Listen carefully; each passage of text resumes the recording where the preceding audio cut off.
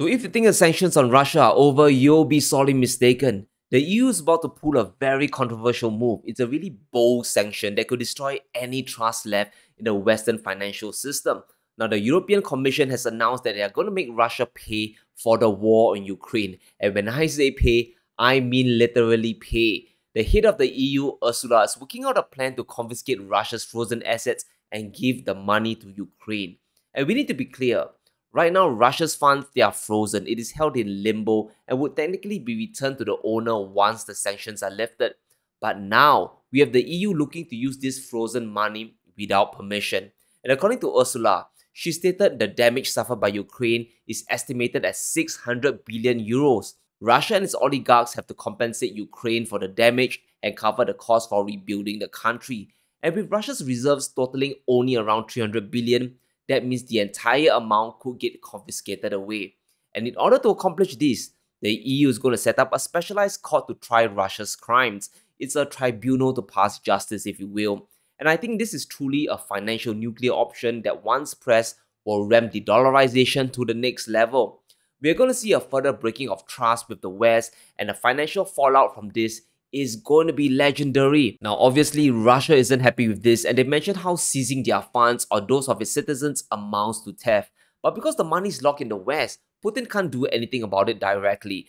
However, we need to understand the horrific implications this will have on the global economy, especially investment money that's flowing into the West. Now, the world puts money into the West, especially dollar-denominated assets such as US treasuries, because they're supposed to be risk-free, right? But if you confiscate a nation's assets and use them for another purpose, you are opening up Pandora's box once again. Even if the West believes it's their duty to help Ukraine win, this might be a step too far. I really want us to think logically about this. You are free to believe if this is a morally just or unjust move, but the financial effects are going to be very severe. We're going to see this confiscation backfire and boomerang back to the West once again. And let's remember that sanctions from the West, they have been backfiring.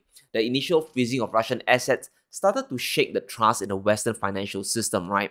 What's the point of investing in the West, especially for countries like China, when your money could be frozen? And this led to a global treasury dump by countries, most notably China. They have offloaded $130 billion worth of US bonds, and if the EU manages to confiscate Russia's money, you can be sure this won't stop.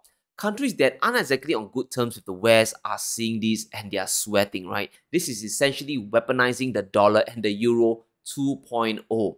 We are talking about economic warfare, and it's taking the world into a dark and dangerous territory.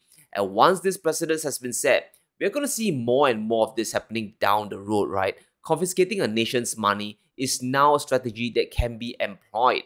And right now, there are still legal frameworks that are preventing this confiscation from happening. But the EU is trying to dismantle that. They said, we think that we can create a structure that would allow us to actually actively manage these assets and use the proceeds of managing those assets. Basically, the EU wants to shift the $300 billion into a fund, and they will then manage the fund how they like. And to be honest, I think this will happen.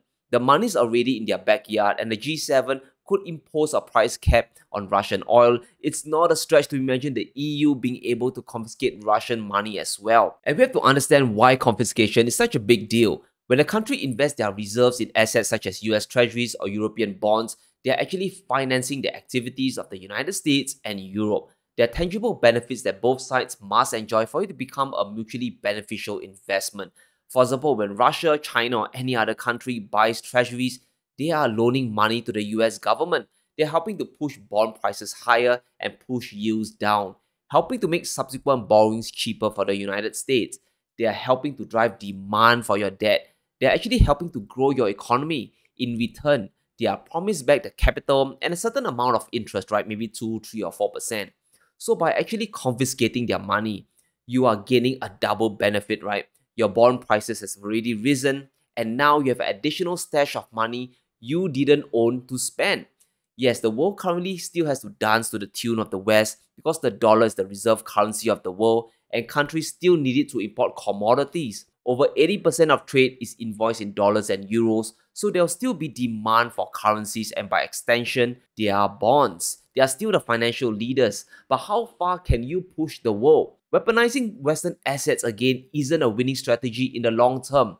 We're already starting to see treasuries being dumped and the dollar losing ground as a reserve currency in central banks, dropping from over 70% to 59% in just 20 years. Some of it is to fight against rising rates and to protect their own national currencies, but a big chunk of it, especially from the East, is to protect against American sanctions or even worse, a potential European confiscation. Now, the big fear countries like China have is the threat of moving the goalposts. First, it was the Russians, and the criteria was because of the Ukraine war. Tomorrow, could it happen to me because of a trade war? And don't forget that the US has already slapped sanctions on Beijing in a bid to crush its semiconductor industry. It's a sweeping sanction that in the short term will cause a lot of pain to Chinese tech. So this isn't an unfounded fear. And if countries decide to turn tail and run from Western assets and investments, this will impact the growth of the United States and the EU. And I don't think this move can come at a worse time. We have rising rates and an energy crisis, and if a confiscation happens, we're going to see the opposite happen. Now, obviously, it won't be an instant dump of everything, but we're going to see certain countries slowly pull their money away from dollar and euro assets. And let's understand what this means for the West, especially for Europe. Now, winter is coming, and this energy crisis is going to crush European industries. They are already bracing for blackouts, especially if the weather turns colder. And the last thing Europe needs is a bond crisis on their hands. A confiscation will cause many countries to rethink their investment strategy, and we're going to see yields continue to rise over time. It's going to be harder to borrow money in the future at cheaper rates, and with Russian gas cut off, European industries are going to be hollowed out and moved to countries like the United States and China. And the US will also likely experience further de-dollarization as countries like China could continue dumping US treasuries to protect themselves. Because it's one thing for your money to be frozen into limbo, right? It's another for your reserves to be taken away and potentially used against you. And let's remember the US is on the brink of a recession, with Bank of America saying it will hit the country in Q1 2023. They are predicting a further 20% drop of the S&P down to 3,200. Now the big banks themselves are starting to brace for a recession.